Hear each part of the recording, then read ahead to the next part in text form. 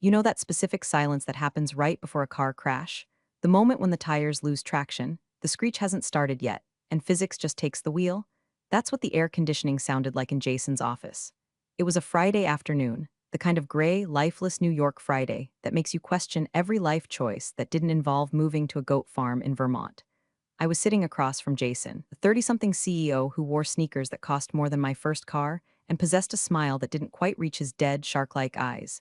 He was leaning back in his Herman Miller Aeron chair, a chair he didn't know how to adjust properly, so he always looked like a toddler trapped in a spacecraft, and tapping a Mont Blanc pen against his teeth. Click, click, click, the sound of a time bomb that didn't know it was already ticking. Marjorie, he started, using that tone reserved for euthanizing family pets or explaining cryptocurrency to the elderly. You know, we're pivoting. We're moving toward a leaner, more agile methodology. We're trimming the fat to let the muscle breathe. I stared at him. I've been in this game long enough to know when I'm being hustled. If you enjoy stories about corporate sociopaths getting served a cold plate of karma, do me a favor and hit subscribe, maybe drop a like. It helps keeps the lights on while I navigate this absolute circus. Anyway, back to the execution. The board and I, well, mostly I because I'm steering this ship, we've been looking at the equity pool, Jason continued, his eyes darting to the ficus plant in the corner because he couldn't hold my gaze. And frankly, the legacy options. The ones my dad handed out like candy back in the day, they're clogging the cap table. They're dead weight, Marge, and we're a family here. Families make sacrifices for the greater good. Family, I repeated. The word tasted like battery acid. Exactly, he beamed, thinking he'd landed the plane. So we're restructuring. Your stock options, the advisory ones, they're being canceled, effective immediately. We're issuing new grants to the engineering team. The guys actually building the future, you know? But hey, we're keeping you on salary for the transition period. We're not monsters. He pushed a document toward me. It was a single page. Notice of equity forfeiture. It was printed on heavy bond paper, meant to look official, meant to look final. I looked at the paper. Then I looked at Jason. He was sweating, just a little, right along the hairline where his hair plugs were fighting a losing battle against genetics. He expected me to cry, or scream, or throw the artisanal coaster sitting on his reclaimed wood desk. He was braced for the hysterical older woman routine. I gave you the best years of my life speech. He didn't know who I was. He saw Marjorie, the governance lady. The woman who sat in the back of meetings taking notes.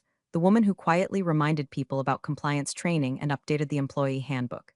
He saw a fixture, like the water cooler or the printer that always jammed on tray 2. He didn't see the architect. I didn't pick up the pen. I didn't touch the paper. I just folded my hands in my lap, placing one thumb over the other, pressing down until the nail turned white.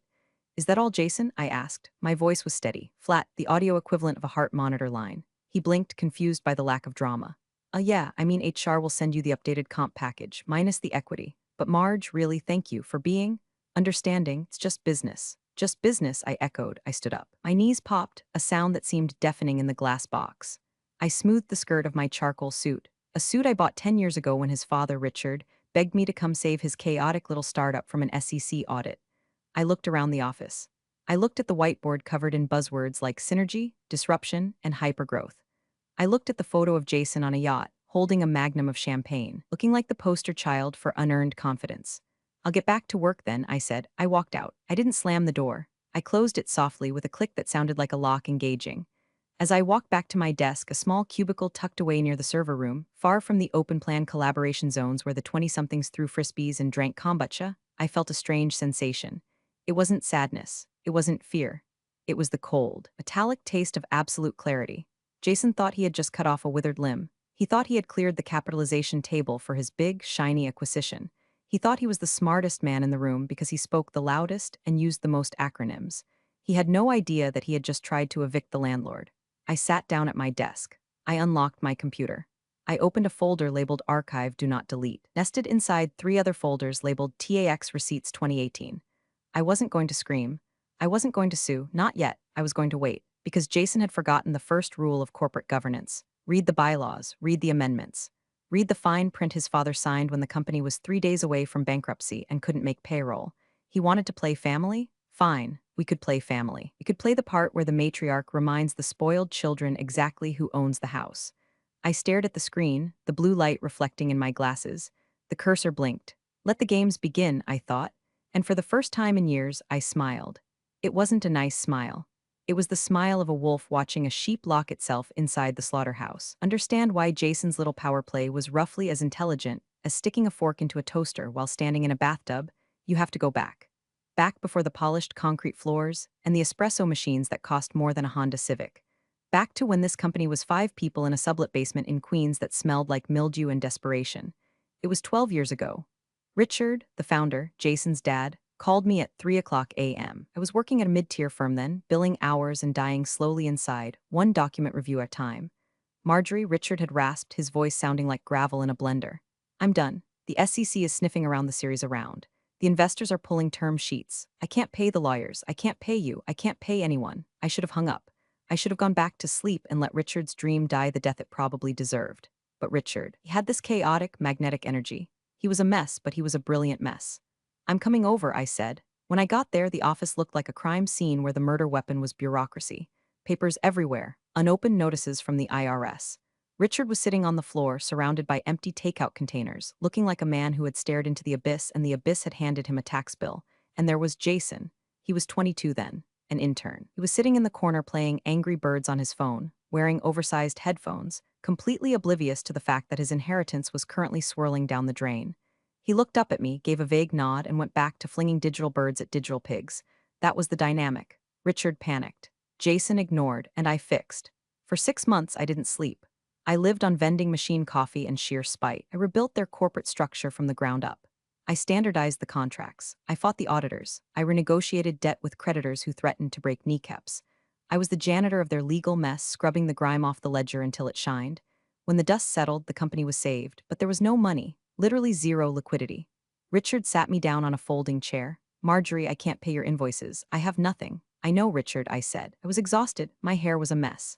I was wearing the same blouse I'd had on for 2 days. But I can give you this, he said. He slid a document across the table. It was a convertible advisory agreement. A weird Frankenstein's monster of a contract. Its shares, Richard explained, his eyes bloodshot. Advisory shares, Class B. But here's the kicker. I'm putting in a clause, a loyalty clause. If the company fails to pay dividends for 24 consecutive months, or if the board fails to meet for a fiscal year, these shares convert. Convert to what? I asked, squinting at the legalese. Voting stock, Richard whispered. Super voting stock, 10-1 ratio. It's a poison pill, Marjorie. If I ever lose control or if the vultures come circling and stop paying us, this kicks in, you become the failsafe. I looked at Jason in the corner, still useless, still playing games. Then I looked at Richard. He was trusting me to be the keeper of the keys. Why me? I asked. Because you're the only one who actually reads the paperwork, Richard said. I signed it. He signed it. We notarized it right there with a stamp I kept in my purse. I filed it away. Not in the main digital repository. Richard was paranoid about hackers then, but in the physical Iron Mountain archives and a personal copy in my fireproof safe at home. Years passed. The company grew. Richard got old and tired. He stepped back into a chairman emeritus role, which basically meant he played golf and pretended not to notice his son turning the company into a tech bro frat house. Jason took over as CEO. Jason, who never read anything longer than a tweet. Jason, who treated me like the office furniture. Jason, who saw governance specialist on my door and assumed it meant glorified secretary. He didn't know about the clause. Why would he? He never dug into the pre-series B historic filings. He only cared about the shiny new valuation metrics, but the clock had been ticking.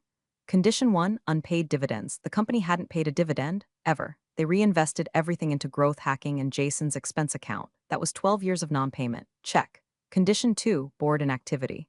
Jason hated board meetings. He thought they were stifling innovation. He had replaced formal board meetings with strategy retreats in Chalum and Aspen. Legally, those didn't count. There hadn't been a quorum-certified, minutes-recorded board meeting in 3 years. Check. The conversion had happened silently, automatically, 3 years ago. According to the piece of paper sitting in my safe, the paper yellowing slightly with age, the paper stained with a single drop of coffee from a night in 2012. I didn't just have stock options. I held 52.4% of the voting power of the entire company. And Jason, he was walking around strutting like a rooster, unaware that the fox was already sleeping in the henhouse, holding the deed to the farm. The fog of loyalty had cleared a long time ago for me. Now, all I saw were targets. Invisibility is a slow process. It doesn't happen overnight. It's like erosion. First, they stop inviting you to the strategy lunches. Then, you fall off the email threads for the high-level projects. Then, they move your desk. 6 months before Jason called me into his office to cancel my options, they moved me. I used to be next to the executive suite, strategic location. I could hear the hum of decisions being made. Then, one Monday morning, I came in to find my boxes packed. We're creating a wellness zone for the developers, the office manager. A 22-year-old named Kaylee who communicated primarily in emojis told me. So we moved you to the annex. It's quieter, better for whatever it is you do. The annex was a glorified storage closet near the server racks. It was cold. It hummed with the sound of fans cooling terabytes of data. It was where they put things they didn't want to look at: broken chairs, outdated promotional banners, and me. I became a ghost. I would walk down the hallway to get coffee. The good coffee machine was in the main kitchen, but I was unofficially banished to the Keurig in the basement, and people would look right through me. New hires didn't even know my name. One afternoon, a guy named Chad, because of course his name was Chad, stopped me near the elevator. He was wearing a vest over a t-shirt and holding a skateboard. He was the new VP of brand evangelism. "Hey," he said, snapping his fingers. "You're in HR, right? The toilet on the fourth floor is clogged. Someone tried to flush a salad." I stared at him. I was wearing a silk blouse and holding a binder containing the intricate details of our Delaware tax nexus. "I'm in governance, Chad," I said, my voice ice. Right, governance, HR, operations, same thing," he laughed, already looking at his phone. "Just get a plunger, yeah? It smells like failure in there." He walked away. I didn't get a plunger. I went back to my desk and added his name to my mental list. Chad, VP of Brand Evangelism, vest holder, future unemployable person. But the invisibility had a perk. When people think you're furniture, they talk in front of you. They leave things on the printer. They forget you have access to the shared drives because they assume you don't know how to use a computer. That's how I saw the numbers. Jason was ramping up for the sale, the big exit. Rumors were flying about a $400 million acquisition by a massive conglomerate, Omnicorp, not their real name, but close enough. To get that valuation, our EBITDA, earnings before interest, taxes, depreciation, and amortization, needed to look stellar. But it wasn't stellar. It was mediocre, so Jason was getting creative. I watched the files update in real time on the server. I saw the adjusted EBITDA spreadsheets. They were moving operational expenses into capital expenditures to artificially inflate profit. They were counting projected revenue as recognized revenue. It was classic, sloppy fraud. The kind of stuff that works for a quarter until the auditors actually open the hood. I sat in my cold corner by the servers, wrapped in a pashmina scarf, watching the digital trail of lies grow. "You're getting sloppy, Jason," I whispered to the screen. He was cutting corners on compliance. He was ignoring GDPR regulations. He was skipping the board approvals for major spending, approvals that technically needed my signature, though he thought he didn't need anyone's permission. Every day I saved a copy, every altered invoice, every sketchy email thread where he told the CFO to make the numbers work or I'll find someone who can. The cost of my invisibility was high. My pride was bruised. My professional identity was erased. I was the crazy lady in the basement to these people. But the return on investment, it was going to be astronomical. While they were playing ping pong and drinking nitro brew coffee upstairs, planning how to spend their millions, I was building a dossier. I was constructing a coffin, nail by nail, document by document. They thought I was obsolete. They didn't realize that in a company built on smoke and mirrors, the person who holds the flashlight is the most dangerous person in the world. I checked the time. 5:30 p.m. The office was getting loud, beer o'clock on Fridays. I could hear the music thumping through the floorboards. I packed my bag. I took my hard drive. I walked out past the reception desk. Kaylee waved without looking up. "Have a good weekend," she chirped. "I will," I said, and I meant it, because this weekend I was going to open the safe. My apartment on the Upper West Side is the antithesis of the startup office. It is quiet. It smells like beeswax and old paper. There are no beanbag chairs. There is no neon signage encouraging me to hustle harder. There is just order. That Friday night, after Jason had fired me from the equity pool, I didn't drink wine. I didn't cry into a pint of Ben& Jerry's. I made a pot of very strong black tea, put on my reading glasses, knelt before the floor safe in my closet. The dial spun with a heavy, satisfying click. Left to 32, right to 18, left to 04. The door swung open. Inside, stacked neatly next to my birth certificate and my grandmother's jewelry, was the file. The file. I carried it to my dining room table, spreading the documents out under the warm glow of the chandelier. It was like visiting old friends. Friends who were armed and dangerous. I bypassed the standard incorporation papers and went straight for the amended and restated shareholders agreement, dated 12 years ago. The paper was slightly yellowed. Richard's signature was a frantic scrawl in blue ink. My signature was small, precise, in black. I turned to page 14. Clause 7.2. I ran my finger over the text, reciting it like a prayer I had memorized a decade ago. In the event that the company fails to declare and pay dividends on any class of stock for a period of 24 consecutive months. Or, Roman 2, the board of directors fails to convene a quorum-certified meeting for a period of 12 consecutive months. The advisory Class B shares held by the advisor Marjorie X shall automatically, and without further action by the board, convert into Class A supervoting shares at a ratio of 10:1. I grabbed a calculator. I didn't need it, but I wanted the satisfaction of the buttons clicking. Total outstanding shares, 10 million. Jason held 4,040%. Investors held 4,040%. Employee pool, the one Jason was trying to gut, 1,010%. My original grant, 1,010%. But the math changed when Clause 7.2 kicked in. My 1 million shares didn't just stay as 1 million. They carried the voting weight of 10 million. The total voting pool wasn't 10 million anymore. It was roughly 20 million votes, and I held 10 million of them. 10 million out of 19 million effective votes, 52.6%. I sat back in my chair, the tea cooling in the mug. Jason thought he had canceled my options. You can't cancel stock that has already vested, converted, and legally metamorphosed into a controlling interest. He could stop issuing future grants. He could fire me as an employee, but he couldn't fire me as the majority shareholder, not without a shareholder vote. And he couldn't win a shareholder vote because I was the vote. I looked at the date on the conversion clause. The trigger date was 3 years ago. For 3 years, I had been the silent owner of the company. I had let Jason play CEO. I had let him buy his Herman Miller chair. I had let him hire Chad the skateboarder. I had let him think he was a god. Why? Because loyalty is a hard habit to break. Because Richard was my friend and Jason was his son, and I kept hoping, foolishly, that Jason would grow up, that he would learn, that he would eventually respect the machinery that kept his engine running. But today he tried to erase me. He tried to steal the equity I had earned by bleeding for this company when he was still in diapers. He broke the social contract, so I was going to enforce the legal one. I pulled out a fresh legal pad. I picked up my pen. I started drafting, not a resignation letter. I was drafting a motion to intervene. I needed to time this perfectly. If I revealed my hand too early, Jason might try to scuttle the deal, burn the company down out of spite, or tie me up in litigation for years. He had the company credit card for legal fees I was paying out of pocket. I needed to wait until the moment of maximum leverage, the moment when backing out was impossible, the moment when the check was on the table and the pen was hovering. I looked at the calendar on my wall. The acquisition signing was scheduled for next Thursday. 6 days. 6 days to play the role of the defeated, compliant ex-employee. 6 days to let Jason dig his grave a little deeper. I took a sip of cold tea. It was bitter. I liked it. Tuesday, 2 days before the signing, Jason decided to host what he called a pre-victory board meeting. It wasn't a real board meeting, of course. Real board meetings require notice, agendas, and, crucially, me verifying the quorum. This was just a circle jerk in the conference room with the 3 lead VC investors who were about to cash out big time. I wasn't invited, obviously, but I was still technically employed for my transition period, and old habits die hard. Plus, the conference room has glass walls, and sound travels through the ventilation ducts remarkably well if you know where to stand in the copy room. But I didn't need the copy room. I walked right in. I was holding a tray of water bottles. It was humiliating, yes. A woman with a law degree and 15 years of governance experience playing waitress. But I needed to be in that room. I needed to hear the specific words they used. Marge, Jason said, his voice dripping with faux magnanimity when he saw me. He was wearing a suit today, no sneakers. He looked almost professional if you ignored the nervous energy radiating off him like heat waves. Just set those down, thanks. He turned back to the investors. 3 men in Patagonia vests and all-bird shoes, the uniform of capital. So Jason said, gesturing to the pitch deck on the screen. The cap table is clean. We've scrubbed the legacy issues. The option pool is optimized for the acquisition.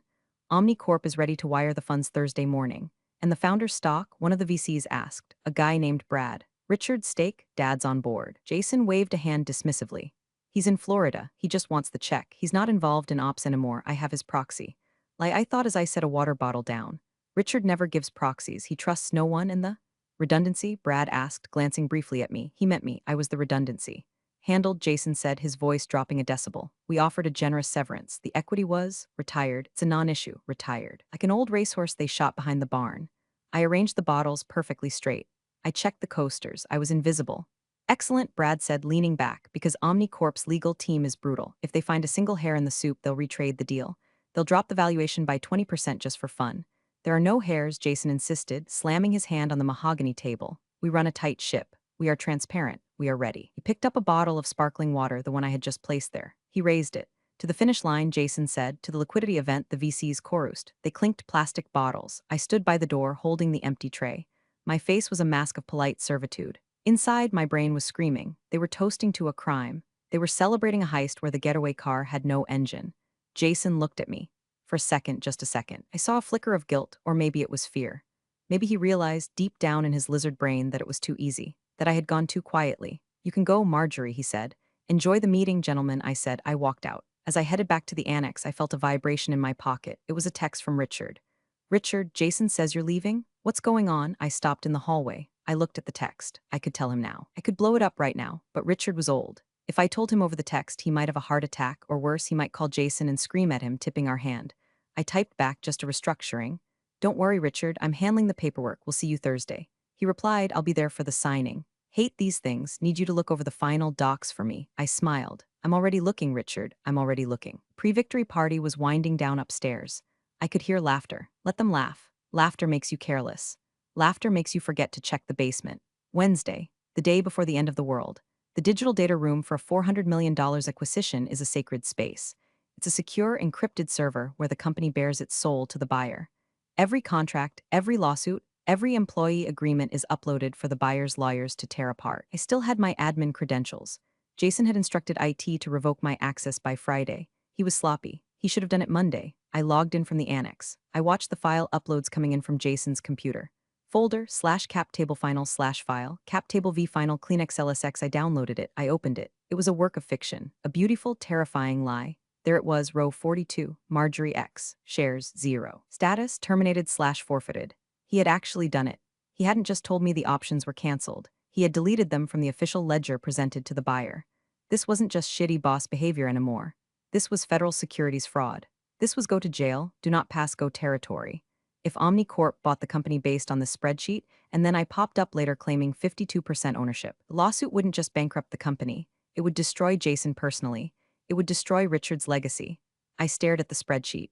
The cells were neatly formatted in Arial font. The lies looked so professional. My phone rang. It was a 212 number. Omnicorp's outside counsel, a firm known as the Wolfpack. I didn't answer. I let it go to voicemail. Then, a new notification popped up in the data room. Request from buyer counsel. Please provide original executed copies of all advisor agreements from 2010 to 2012. My breath hitched. They were digging. They were looking for the legacy paper. Jason uploaded a file 5 minutes later. File, advisor agreements consolidated PDF. I downloaded that too. I scrolled through it. He had included my original employment contract, but he had omitted the convertible advisory agreement, one with clause 7.2. He had cherry-picked the documents. He was actively concealing the controlling interest of the company. I leaned back in my chair. The hum of the servers sounded like a Gregorian chant. I had a choice.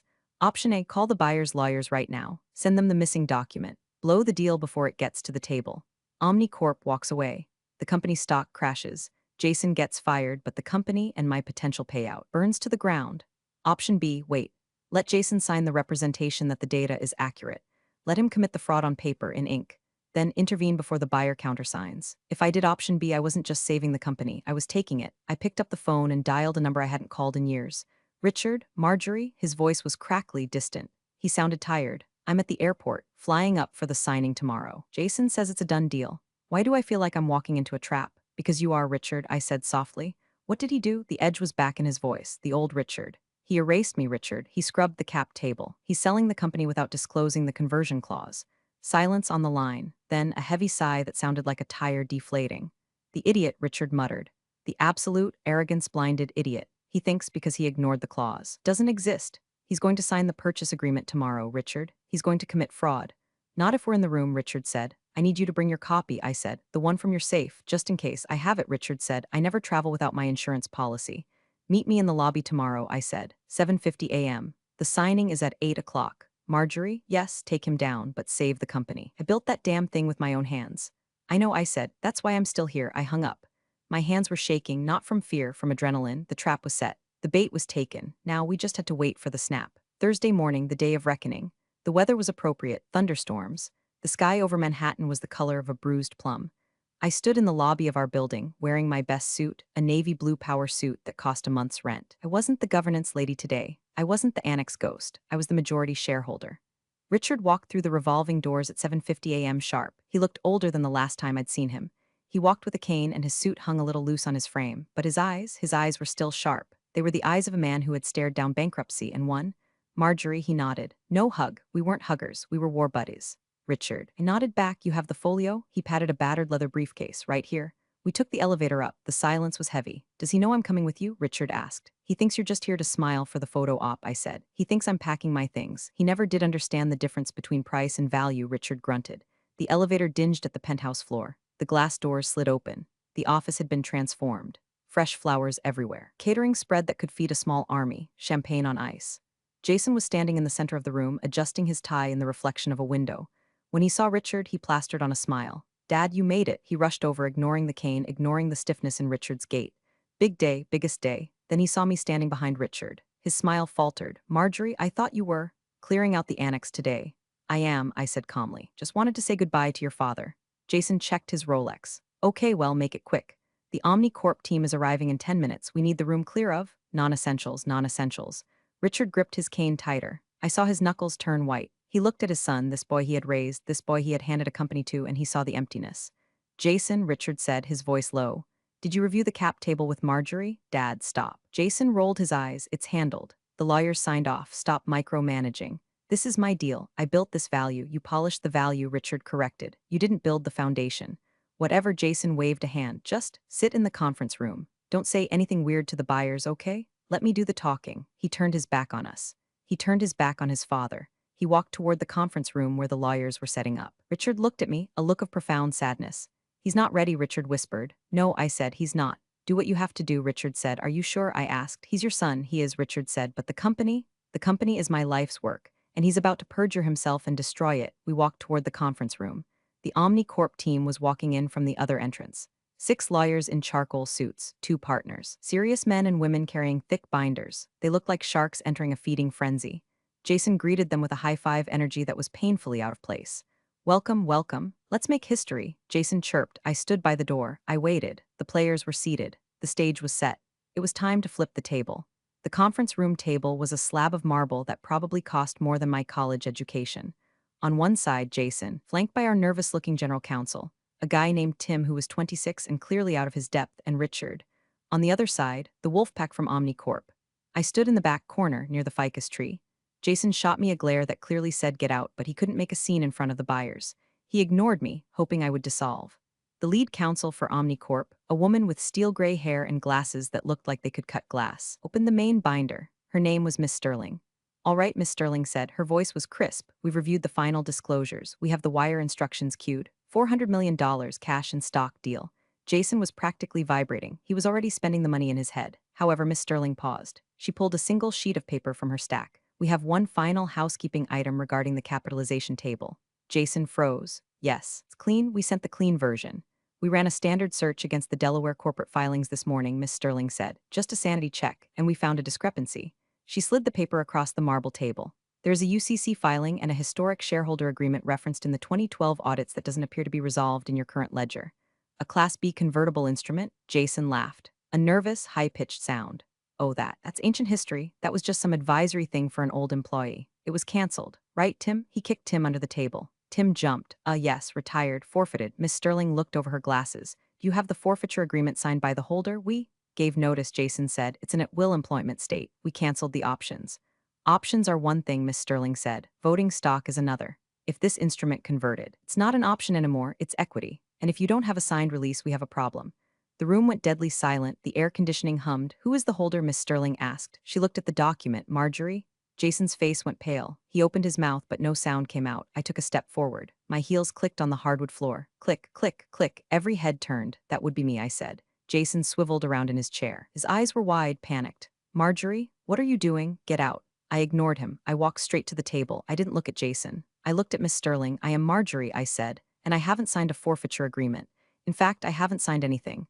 I placed my folio on the table. I opened it. "This," I said, pointing to the document, "is the original convertible advisory agreement. And here are the bank records showing 0 dividend payments for 12 years. And here are the affidavits swearing that no board meeting occurred between 2019 and 2022. I looked at Jason. "Clause 7.2 triggered on January 1st, 2022, I said. "My advisory shares converted to Class B supervoting stock." I turned back to Miss Sterling. "I don't hold options, Miss Sterling. I hold 52.4% of the voting interest in this company." The silence in the room was absolute. You could hear a pin drop. You could hear Jason's career dying. That's bullshit," Jason shouted, standing up. "She's a secretary. She's the governance lady. She doesn't own anything." "Sit down, Jason," Richard said. His voice was quiet, but it commanded the room. Jason looked at his father. "Dad, tell them." "She's telling the truth," Richard said. "She owns it, Jason. Always has." Miss Sterling looked from me to Jason to Richard. Then she closed her binder. "Well," she said, "it appears the person sitting in the CEO's chair doesn't actually have the authority to sell this company." She looked at me, a look of professional respect. Marjorie, she said, are you the controlling shareholder? I am, I said. Then why are we talking to him? She asked, gesturing vaguely at Jason. I have no idea, I said. I pulled out the chair at the head of the table, the chair Jason usually sat in. Jason, I said, you're in my seat. Jason looked like he had been slapped. He looked around the room for allies. The VCs were staring at their phones, frantically texting their own lawyers. Tim, the general counsel, was trying to become one with his chair. Richard was staring straight ahead, his face unreadable. This is a coup, Jason sputtered. You can't just? This is my company. It was your playground, I corrected him. It's my company, legally. Technically and morally, I stood waiting. Jason, Richard said again, move. Jason stood up. He was shaking. He grabbed his portfolio. You'll hear from my lawyers. This is entrapment. This is corporate governance, I said. Goodbye, Jason. He stormed out. The heavy glass door swung shut behind him. The vibration rattled the water bottles. I sat down. The leather of the chair was still warm from him. I smoothed my skirt. I looked at the OmniCorp team. They were watching me like I was a bomb that had just diffused itself. Miss Sterling, I said, I apologize for the theatrics. The former management was confused about the equity structure. Clearly, Miss Sterling said. She looked amused. So where does this leave the deal? OmniCorp doesn't like surprises. No surprises, I said. I have reviewed the term sheet. The valuation is fair. The technology is sound. The only defect was the representation regarding the cap table. I slid a new document across the table. One I had drafted last night. This is a shareholder consent form. As the majority holder, I am ratifying the sale. I am approving the merger. Miss Sterling picked it up. She read it. And the proceeds? She asked. The distribution waterfall? The previous cap table allocated 40% to Jason, I said. That allocation is incorrect. My shares take precedence. I paused, however, I said. You're going to make one adjustment. The employee option pool, the one Jason tried to cancel, we're reinstating it out of my share. The engineers, the support staff, the people who actually built this place. They get their payout first. Richard looked at me. He smiled, a small, proud smile. And Jason? Miss Sterling asked. Jason remains a minority shareholder, I said. He will get his check, but he is removed from management, effective immediately. He is barred from the board of the new entity. Miss Sterling nodded. She pulled out a fountain pen. We can work with that, she said. For the next 4 hours, we redlined the contract. I didn't need Tim. I knew every clause, every liability, every buried skeleton in the company's history because I was the one who buried them. At 1:00 p.m., we signed. The wire transfer initiated. $400 million. My phone buzzed, a notification from the bank. I walked Richard to the elevator. You did good, Marge, he said. I just read the fine print, Richard, I said. He'll never forgive you, Richard said. He'll get over it in St. Tropez, I replied. With his 10% stake, he can buy a lot of therapy. I went back to the office. The annex seemed a million miles away. I walked into Jason's my office. I looked at the view of the Manhattan skyline. The rain had stopped. The sun was breaking through the gray clouds. I saw the notice of equity forfeiture still sitting on the desk where Jason had left it on Friday. I picked it up. I walked over to the shredder. It was gone. I sat down in the Herman Miller chair. I adjusted the lumbar support. It finally fit. I opened my email. I sent one message to the entire company. Subject, update regarding leadership and acquisition to all staff from Marjorie X interim CEO team. The acquisition is complete. Your jobs are safe. Your stock options are vested. We are a family here. And this time, Mom is in charge. Get back to work. I closed my laptop. I took a sip of Jason's lukewarm sparkling water. It tasted like victory. Real power doesn't announce itself, it simply asserts. Marjorie's quiet takeover of that acquisition was a masterclass in strategy. Never mistake someone's silence for weakness. True competence often holds the ultimate leverage. Appreciate you all for sticking through this one. See you in the next story.